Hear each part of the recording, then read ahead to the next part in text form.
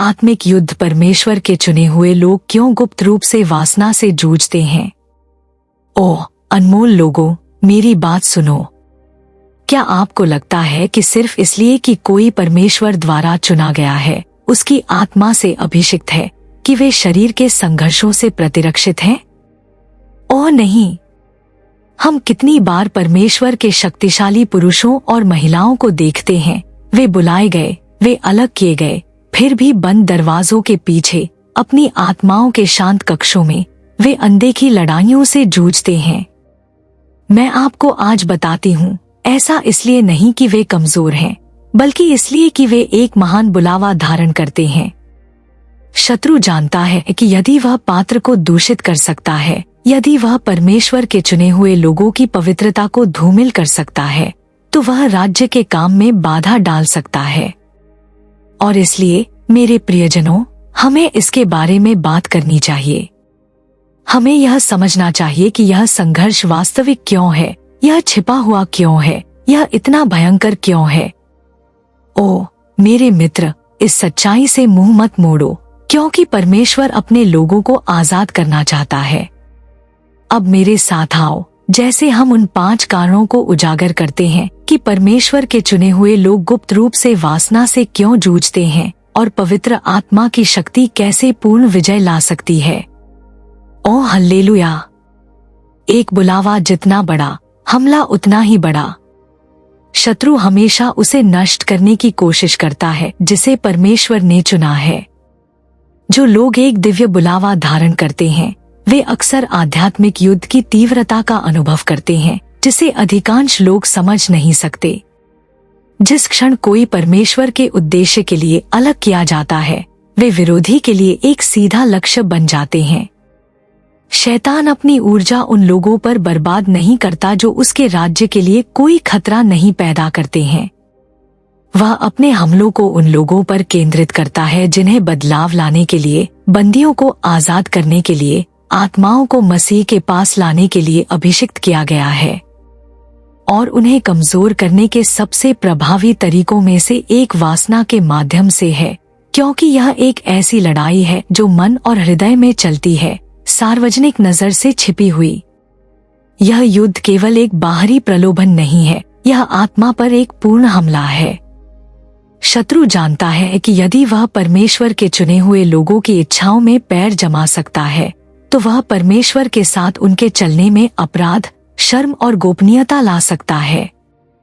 लड़ाई केवल पाप के बारे में नहीं है, यह आध्यात्मिक अधिकार को कमजोर करने के बारे में है। एक व्यक्ति जो लगातार आंतरिक रूप से वासना से लड़ रहा है, वह अपनी बुलाहट में साहसपूर्वक खड़े होने के लिए संघर्ष कर सकता है। वे अयोग्य, परमेश्वर से दूर और सेवकाई के लिए अयोग्य महसूस कर सकते हैं। और शत्रु यही चाहता है, एक शक्तिशाली योद्धा को लेना और उन्हें शक्तिहीन महसूस कराना। हमले अक्सर कमजोरी के क्षणों में आते हैं। एक सेवक जिसने दूसरों की सेवा, प्रचार, शिक्षण और सेवकाई में अपना दिल उड़ेल दिया है, वह अक्सर खुद को थका हुआ पाता है। इन्हीं क्षणों में शत्रु हमला करता है। महान आध्यात्मिक विजय के बाद परमेश्वर के चुने हुए लोगों में से कई अपने सबसे गंभीर प्रलोभनों का सामना करते हैं। स्वर्ग से आग बरसाने के बाद एलिय्याह डर और थकान में भागा। दाऊद, परमेश्वर के अपने दिल का आदमी, जब वह युद्ध में होने के बजाय आराम कर रहा था, तब प्रलोभन में पड़ गया। यहाँ तक कि यीशु भी 40 दिन उपवास करने के बाद जंगल में शैतान द्वारा प्रलोभित किया गया था। शत्रु हमला करने के लिए सही समय का इंतजार करता है और वह जानता है कि थकावट, अकेलापन और यहाँ तक कि आध्यात्मिक ऊंचाइयां भी किसी व्यक्ति को कमजोर बना सकती हैं। इसीलिए कई अभिषिक्त लोग खुद को ऐसे विचारों और इच्छाओं से जूझते हुए पाते हैं जो वे नहीं चाहते। ऐसा इसलिए नहीं कि वे बुरे हैं, बल्कि इसलिए कि वे एक ऐसे युद्ध के बीच में हैं जिसे उन्होंने नहीं चुना। जिस क्षण परमेश्वर किसी को बुलाता है, अंधकार की शक्तियां उन्हें नीचे गिराने की रणनीति बनाना शुरू कर देती हैं। वासना एक हथियार बन जाती है, न केवल शरीर को प्रलोभित करने के लिए, बल्कि मन को फंसाने के लिए, अपराध और आत्मनिंदा का एक चक्र बनाने के लिए जो परमेश्वर की कृपा में उनके आत्मविश्वास को कमजोर करता है। हमला अथक है। यह एक बार का प्रलोभन नहीं है, बल्कि एक निरंतर दबाव है। शैतान जानता है कि अपने हमलों को कैसे अनुकूलित किया जाए। जो एक व्यक्ति को प्रलोभित नहीं कर सकता, वही दूसरे को कमजोर कर सकता है। कुछ दृश्य इच्छाओं से प्रलोभित हो सकते हैं, अन्य भावनात्मक संबंधों से, अन्य पिछले अनुभवों से जिन्हें शत्रु पुनर्जीवित करने की कोशिश करता है। युद्ध रणनीतिक है, व्यक्तिगत कमजोरियों का फायदा उठाने के लिए डिजाइन किया गया है। और क्योंकि वासना कुछ इतनी व्यक्तिगत, इतनी गुप्त है, यह स्वीकार करने और सामना करने के लिए सबसे कठिन लड़ाइयों में से एक बन जाती है। इसीलिए यहाँ तक कि परमेश्वर के महान पुरुष और महिलाएं भी कभी कभी गिर जाते हैं।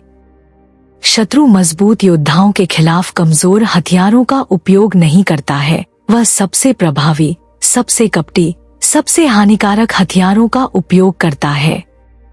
और वासना जब छिपी और गोपनीयता में पोषित होती है, तो सबसे विनाशकारी शक्तियों में से एक बन जाती है। यह हमेशा एक सीधा पाप नहीं होता जो फंसाता है, बल्कि आंतरिक लड़ाई, मन का संघर्ष, आंखों की लड़ाई, शरीर की इच्छाएं होती हैं। जब अनियंत्रित होती हैं, तो यह बढ़ती है, और जब अनदेखी की जाती है तो यह सड़ जाती है। हमले हमेशा स्पष्ट तरीकों से नहीं आते हैं। कभी कभी वे निर्दोष रिश्तों के रूप में छिपे होते हैं। प्रतीत होता है कि हानिरहित मनोरंजन के रूप में, जिज्ञासा के एक क्षण के रूप में।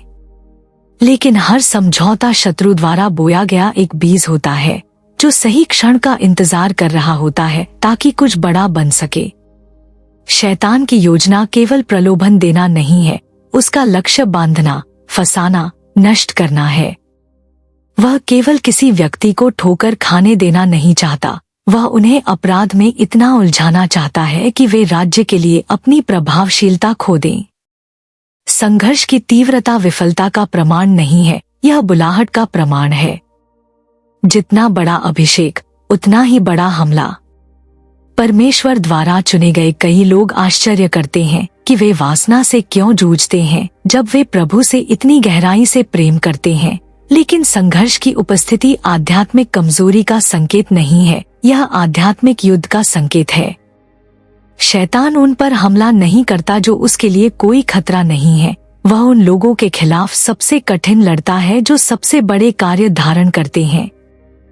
2. गहरी संवेदनशीलता और जुनून। परमेश्वर के चुने हुए लोग अक्सर गहरी संवेदनशीलता और जुनून के लोग होते हैं। यह कमजोरी नहीं है, बल्कि एक ताकत है जब इसे ठीक से निर्देशित किया जाता है। जुनून की यही गहराई उन्हें शक्ति के साथ प्रार्थना करने, दृढ़ विश्वास के साथ प्रचार करने और मसीह के दिल से लोगों से प्यार करने में सक्षम बनाती है। उनकी संवेदनशीलता उन्हें आध्यात्मिक वास्तविकताओं को समझने, दूसरों के बोझ को महसूस करने और पवित्र आत्मा से गहराई से जुड़ने की अनुमति देती है। लेकिन यही भावनात्मक गहराई उन्हें शरीर के संघर्षों के प्रति संवेदनशील भी बना सकती है।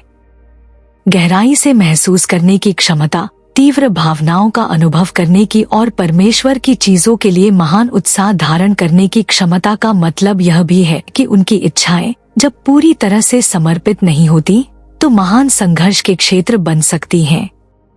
परमेश्वर द्वारा चुने गए कई लोगों में लोगों से जुड़ने की स्वाभाविक क्षमता होती है। वे दयालु, प्रेमी और कृपा से भरे होते हैं। वे एक चरवाहे का दिल धारण करते हैं, हमेशा टूटे हुए को चंगा करने, थके हुए को प्रोत्साहित करने और दलितों को उठाने की तलाश में रहते हैं। दूसरों के साथ गहरे बंधन बनाने की यह क्षमता कभी कभी अनपेक्षित भावनात्मक लगाव का कारण बन सकती है। जब कोई व्यक्ति गहराई से सहानुभूति रखता है, तो वे आसानी से भावनात्मक निकटता को कुछ और के लिए गलत समझ सकते हैं। जो आध्यात्मिक चिंता के रूप में शुरू होता है, वह भावनात्मक निर्भरता में विकसित हो सकता है, और भावनात्मक निर्भरता वासनापूर्ण इच्छाओं को जन्म दे सकती है। वास्तविक ईश्वरीय स्नेह और अस्वस्थ लगाव के बीच की रेखाएं धुंधली हो सकती हैं, जिससे आंतरिक संघर्ष पैदा होता है। भावुक व्यक्ति जीवन को तीव्रता से अनुभव करते हैं। वे उदासीन या निष्क्रिय नहीं होते, वे गहराई से प्यार करते हैं, वे गहराई से आहत होते हैं, वे गहराई से तरसते हैं। यह जुनून एक सुंदर उपहार है जब इसे परमेश्वर के उद्देश्यों की ओर निर्देशित किया जाता है। लेकिन अगर इसे अनियंत्रित छोड़ दिया जाए तो यह ऐसे क्षेत्रों में प्रकट हो सकता है जो प्रलोभन की ओर ले जाते हैं। वही आग जो पुनरुत्थान के लिए, खोए हुए के लिए और राज्य के लिए जलती है, यदि अनुशासन से नियंत्रित न हो तो इच्छा की एक भस्म करने वाली आग भी बन सकती है। एक व्यक्ति जो तीव्रता के लिए तैयार किया गया है, वह प्रलोभन को हल्के या क्षणिक तरीके से अनुभव नहीं करता है। यह बल के साथ, वजन के साथ, एक गुरुत्वाकर्षण खिंचाव के साथ आता है जिसे अनदेखा करना मुश्किल होता है। 3. राहत की तलाश में अकेले नेतृत्व का बोझ। यह भी एक वास्तविकता है कि परमेश्वर द्वारा चुने गए लोग अक्सर अत्यधिक आध्यात्मिक दबाव में काम करते हैं। उनकी बुलाहट का बोझ, मध्यस्थता का बोझ और उनके मिशन की तीव्रता राहत के लिए एक लालसा पैदा कर सकती है। वासना से जूझने वाले कई लोग पाप की तलाश नहीं कर रहे होते, वे अपने बेचैन दिलों को शांत करने का एक तरीका ढूंढ रहे होते हैं, अपनी भावनाओं की मांगों को चुप कराने का। संबंध की इच्छा, घनिष्ठता की लालसा हमेशा शारीरिक संतुष्टि के बारे में नहीं होती है, यह अक्सर भावनात्मक पूर्ति के बारे में होती है।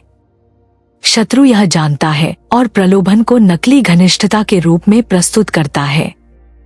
वासना कभी भी केवल शारीरिक के बारे में नहीं होती है, यह आत्मा की लालसा के बारे में होती है।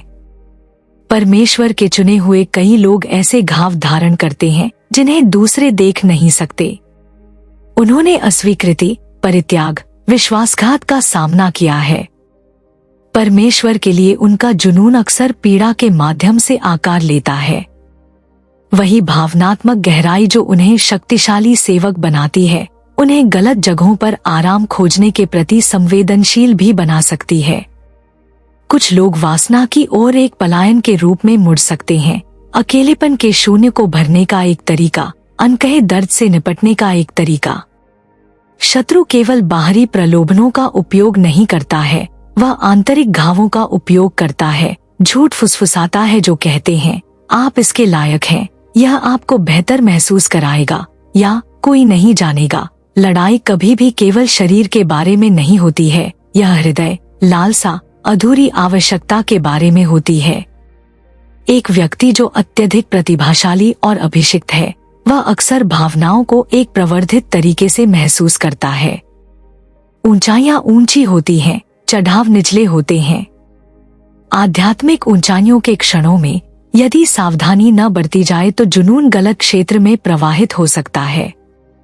गहरी निराशा के क्षणों में वासना खुद को एक आसान पलायन के रूप में प्रस्तुत कर सकती है। खतरा जुनून में ही नहीं है, बल्कि यह कहाँ निर्देशित होता है उसमें है। महसूस करने की क्षमता एक दिव्य उपहार है, लेकिन बिना अनुशासन के यह शत्रु के लिए एक प्रवेश द्वार बन सकती है। वासना केवल बाहरी प्रलोभन के बारे में नहीं है, यह एक गहरी लालसा, एक गलत जगह पर रखी हुई भूख, कुछ ऐसी चीज की इच्छा है जिसे केवल परमेश्वर को संतुष्ट करना था। क्योंकि चुने हुए लोग महान आध्यात्मिक जिम्मेदारी धारण करते हैं, उनमें अक्सर अपने व्यक्तिगत संघर्षों के लिए कोई आउटलेट नहीं होता है। उन्हें नेताओं, मार्गदर्शकों, विश्वास के मजबूत स्तंभों के रूप में देखा जाता है, लेकिन सतह के नीचे कई अपनी इच्छाओं से जूझते हैं, चुपचाप लड़ते हैं। एक व्यक्ति परमेश्वर के लिए जितना अधिक भावुक होता है, उतना ही अधिक उन्हें अपने दिल की रक्षा करनी चाहिए, क्योंकि वही जुनून जो उनकी सेवकाई को बढ़ावा देता है, वह उनके सबसे बड़े संघर्ष का स्रोत भी बन सकता है। वासना उसी जुनून का एक विकृति है जो उन्हें अपनी बुलाहट में प्रभावी बनाता है, कुछ ऐसा जो परमेश्वर की महिमा के लिए था उसका एक मोड़। यह केवल शारीरिक इच्छाओं के बारे में नहीं है, यह इस बारे में है कि वे अपनी सबसे गहरी भावनाओं को कहाँ रखते हैं। 4 एकांत का शोषण, नेतृत्व का अकेलापन। परमेश्वर के चुने हुए लोग अक्सर एक ऐसे मार्ग पर चलते हैं जिसे कुछ ही लोग वास्तव में समझ सकते हैं। बुलाहट जितनी ऊंची होती है, यात्रा उतनी ही अधिक अकेली हो जाती है। परमेश्वर के काम के लिए अलग किए गए कई लोग खुद को गहरे एकांत के स्थान पर पाते हैं, इसलिए नहीं कि वे अकेले रहना चाहते हैं, बल्कि इसलिए कि उनकी जिम्मेदारी का बोझ उन्हें अलग कर देता है। परमेश्वर के राज्य में नेतृत्व केवल दूसरों का मार्गदर्शन करने के बारे में नहीं है, यह बोझ उठाने, आत्माओं के लिए मध्यस्थता करने और आध्यात्मिक लड़ाइयों में खड़े होने के बारे में है, जिसे अधिकांश लोग कभी नहीं देखते हैं। यह एकांत एक अनदेखी भेद्यता पैदा करता है, जिसे शत्रु वासना के संघर्ष के माध्यम से शोषण करता है। नेतृत्व का अकेलापन केवल संगति की कमी नहीं है, यह दूसरों से इस तरह अलग होने का एहसास है जिससे दूसरे संबंधित नहीं हो सकते। परमेश्वर के चुने हुए कई लोग अपने दिन दूसरों पर उड़ेलने में बिताते हैं, उनके लिए प्रार्थना करना, उन्हें सलाह देना, उनमें जीवन बोलना, फिर भी उनके पास अक्सर कोई नहीं होता जो उनमें उड़ेलता हो।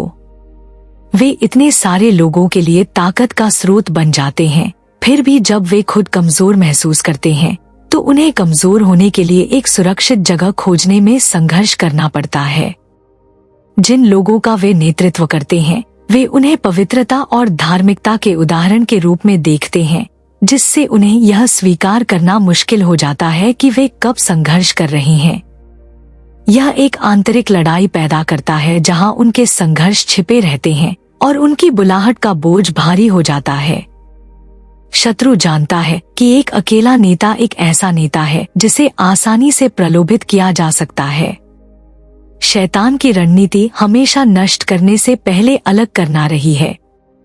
वह लोगों को ईश्वरीय संबंधों से, जवाबदेही से, बुद्धिमान सलाह से अलग करता है और फिर वह हमला करता है। परमेश्वर के चुने हुए कई लोग खुद को ऐसी स्थितियों में पाते हैं जहां वे कटे हुए महसूस करते हैं, भीड़ के बीच में भी। वे कई लोगों के सामने खड़े होते हैं, फिर भी भीतर से वे अनदेखे महसूस करते हैं।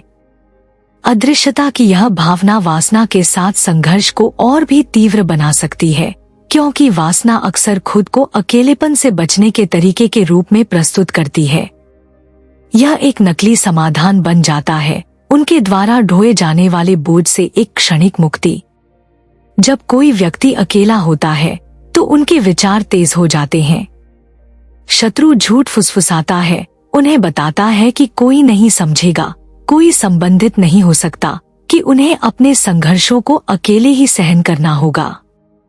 नेतृत्व का बोझ उन्हें ऐसा महसूस कराता है जैसे कमजोरी स्वीकार करने से उन्हें उनकी बुलाहट से अयोग्य ठहराया जाएगा। मदद मांगने के बजाय वे गोपनीयता में और पीछे हट जाते हैं। यह छिपी हुई जगहों में बढ़ता है, उन क्षणों में जहां कोई नहीं देख रहा होता है, ऐसे समय में जब दबाव सहन करने के लिए बहुत अधिक हो जाता है। शत्रु अकेलेपन का उपयोग परमेश्वर के चुने हुए लोगों को यह समझाने के लिए करता है कि वे अकेले हैं जो इस मुद्दे से जूझ रहे हैं, कि वे विफल हो रहे हैं जहां दूसरे सफल हो रहे हैं। नेतृत्व की मांगे भावनात्मक थकावट भी पैदा करती हैं। लगातार देना, लगातार सेवा करना, दूसरों के लिए लगातार उपलब्ध रहना व्यक्तिगत नवीनीकरण के लिए बहुत कम जगह छोड़ता है। वासना से जूझने वाले कई लोग जानबूझकर पाप की तलाश नहीं कर रहे होते, वे राहत की तलाश कर रहे होते हैं। वे अपेक्षाओं के बोझ को शांत करने का एक तरीका ढूंढ रहे होते हैं, उन अंतहीन मांगों को चुप कराने का जो उन पर लगाई जाती हैं। शत्रु इसे समझता है और वासना को एक त्वरित समाधान के रूप में प्रस्तुत करता है, नेतृत्व की वास्तविकता से अस्थायी रूप से बचने का एक तरीका। लेकिन जो राहत का एक क्षण लगता है वह जल्दी ही अपराध और शर्म के चक्र में बदल जाता है, जो एकांत को और गहरा करता है। संघर्ष केवल शारीरिक इच्छा के बारे में नहीं है, यह अधूरी भावनात्मक जरूरतों के बारे में है जो अकेले नेतृत्व के साथ आती हैं। परमेश्वर के चुने हुए कई लोगों के पास कोई नहीं होता जिससे वे बात कर सकें, कोई नहीं जिस पर वे न्याय के डर के बिना भरोसा कर सकें।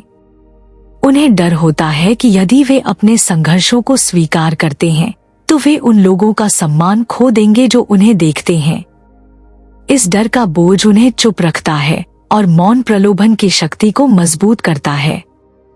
शत्रु जानता है कि जब कोई नेता अकेला होता है तो वे कमजोर होते हैं। वह उन्हें केवल वासना से प्रलोभित नहीं करता, वह उन्हें इस विश्वास से प्रलोभित करता है कि उनकी मदद नहीं की जा सकती, कि उन्हें क्षमा नहीं किया जा सकता, कि वे बहुत दूर चले गए हैं।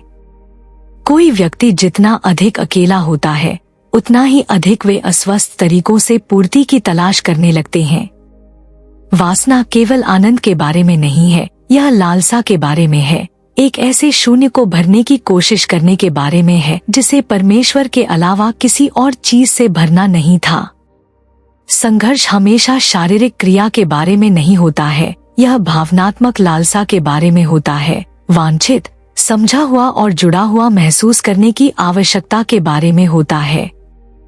जब नेताओं में स्वस्थ संबंधों की कमी होती है तो शत्रु उन्हें नकली घनिष्ठता प्रदान करता है, और यदि वे सतर्क नहीं होते हैं तो वे इस झूठ पर विश्वास करना शुरू कर देते हैं कि यह उनकी लालसा को संतुष्ट करने का एकमात्र तरीका है। लड़ाई केवल प्रलोभन के खिलाफ नहीं है, बल्कि एकांत की गहरी जड़ के खिलाफ है जो इसे पकड़ बनाने की अनुमति देती है। 5. शरीर को अनुशासित करना, आत्मनियंत्रण की आवश्यकता। परमेश्वर द्वारा चुने जाने का मतलब यह नहीं है कि शरीर स्वचालित रूप से आत्मा के अधीन हो जाता है। अभिषेक मानवीय इच्छाओं को मिटाता नहीं है और न ही यह आत्मानुशासन की आवश्यकता को दूर करता है।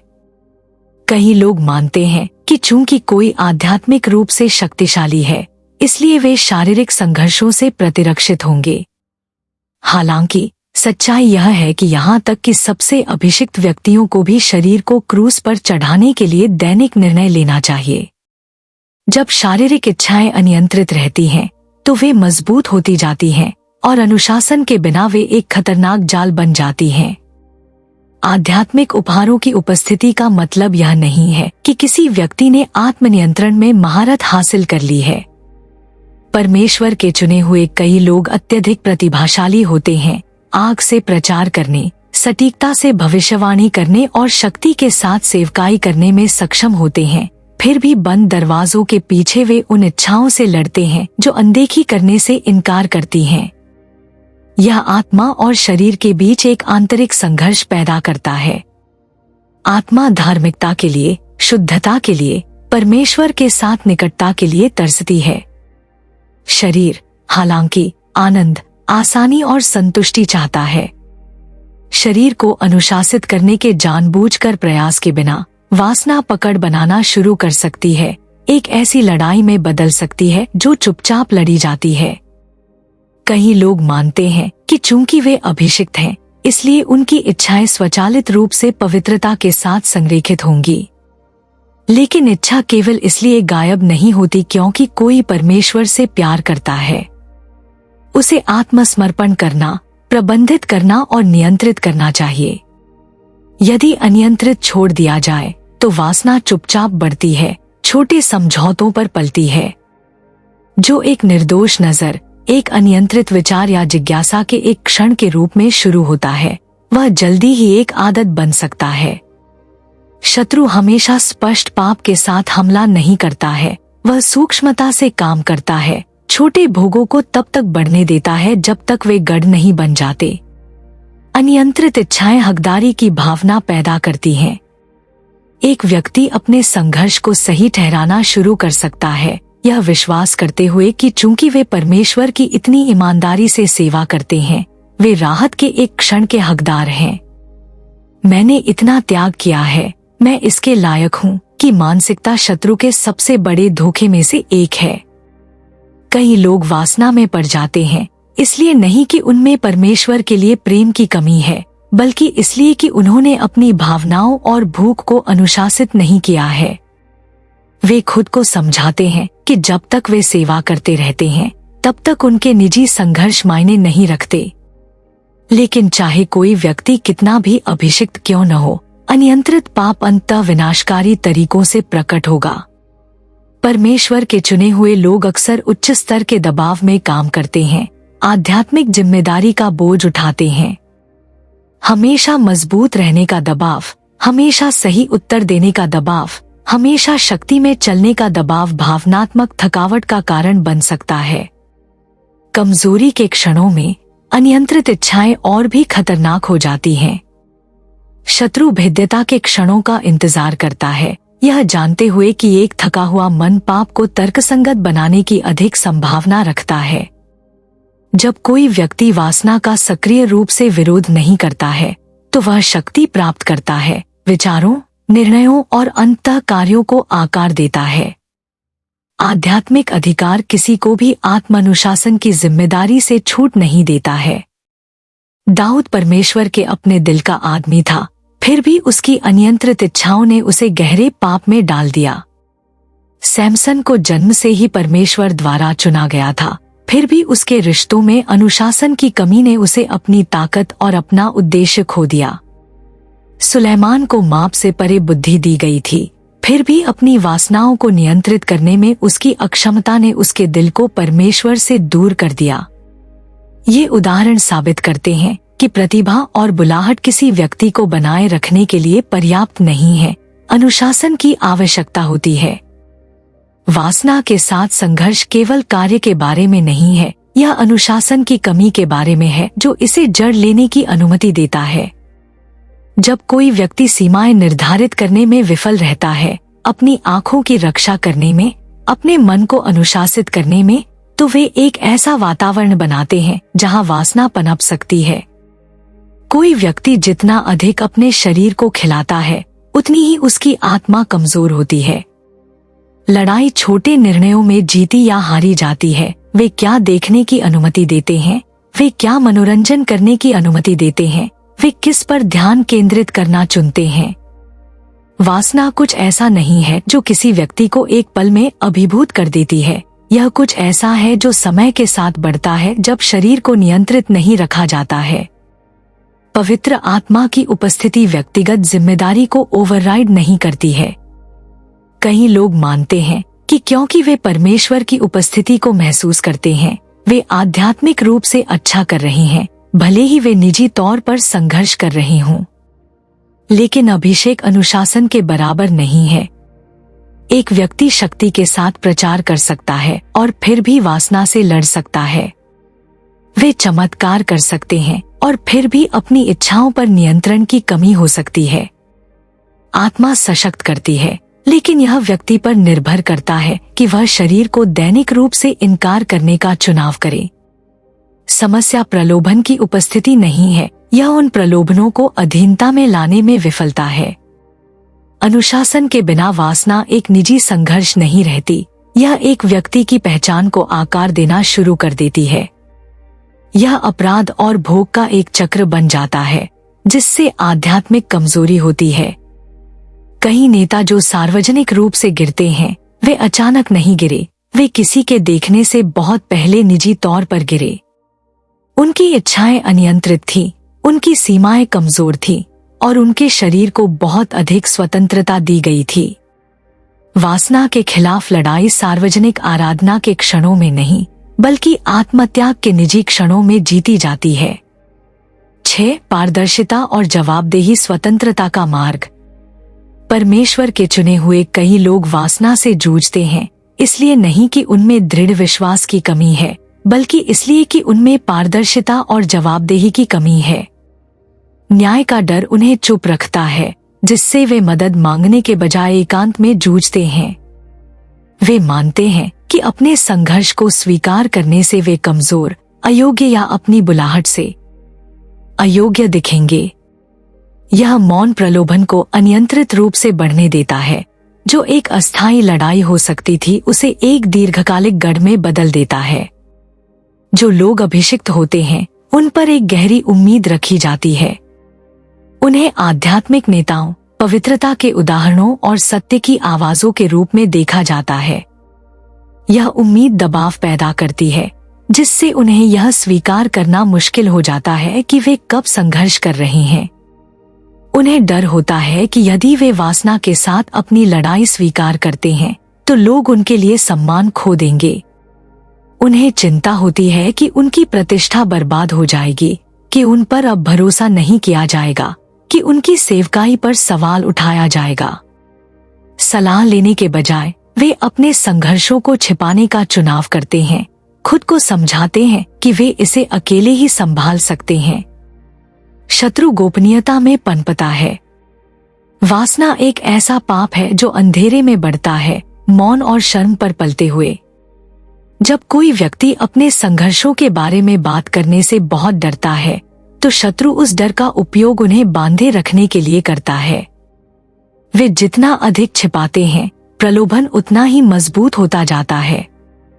शैतान परमेश्वर के चुने हुए लोगों को यह विश्वास दिलाना चाहता है कि वे अकेले हैं जो इस मुद्दे से निपट रहे हैं, कि कोई और नहीं समझता, कि किसी और ने कभी ऐसा महसूस नहीं किया। यह झूठ उन्हें अपराध में फंसाए रखता है, उन्हें कृपा के अयोग्य महसूस कराता है। जवाबदेही की कमी से गिरना आसान हो जाता है। जब कोई कठिन प्रश्न नहीं पूछ रहा होता है, जब कोई व्यक्ति के जीवन में बात नहीं कर रहा होता है, तो वे पाप के प्रति संवेदनशील हो जाते हैं। परमेश्वर के चुने हुए कई लोगों के पास कोई सुरक्षित जगह नहीं होती जहां वे अपने संघर्षों के बारे में ईमानदार हो सकें। वे उन लोगों से घिरे होते हैं जो उन्हें देखते हैं, लेकिन उन लोगों से नहीं जो उन्हें चुनौती दे सकें। उनके अनुयायी होते हैं, लेकिन सच्चे जवाबदेही वाले साथी नहीं होते। उनके प्रशंसक होते हैं, लेकिन विश्वसनीय राजदार नहीं होते। यह असंतुलन एक ऐसा वातावरण बनाता है जहां गुप्त संघर्ष पनपते हैं। सच्ची जवाबदेही के लिए भेद्यता की आवश्यकता होती है, और भेद्यता को विश्वास की आवश्यकता होती है। कई नेताओं के जीवन में ऐसे लोग नहीं होते जिन पर वे स्वीकार करने के लिए पर्याप्त भरोसा कर सकें। उन्हें विश्वासघात, प्रकटीकरण और न्याय का डर होता है। उन्हें आश्चर्य होता है कि क्या उनके संघर्षों को स्वीकार करने के बाद भी उनका सम्मान किया जाएगा। यह डर उन्हें बंधन में रखता है, जिससे उन्हें अपनी कमजोरियों से अकेले निपटने के लिए मजबूर होना पड़ता है। लेकिन पाप अपनी शक्ति खो देता है जब उसे प्रकाश में लाया जाता है। शत्रु परमेश्वर के चुने हुए लोगों को अपने संघर्षों को गुप्त रखने के लिए चाहता है, क्योंकि वह जानता है कि एकांत प्रलोभन को मजबूत करता है। वासना के साथ संघर्ष केवल व्यक्तिगत कमजोरी के बारे में नहीं है, यह आध्यात्मिक युद्ध के बारे में है। शत्रु जानता है कि यदि वह नेताओं को शर्म से बांधे रख सकता है, तो वह उनकी प्रभावशीलता में बाधा डाल सकता है। जब कोई व्यक्ति पाप और अपराध के चक्र में फंस जाता है, तो परमेश्वर में उनका विश्वास कम हो जाता है।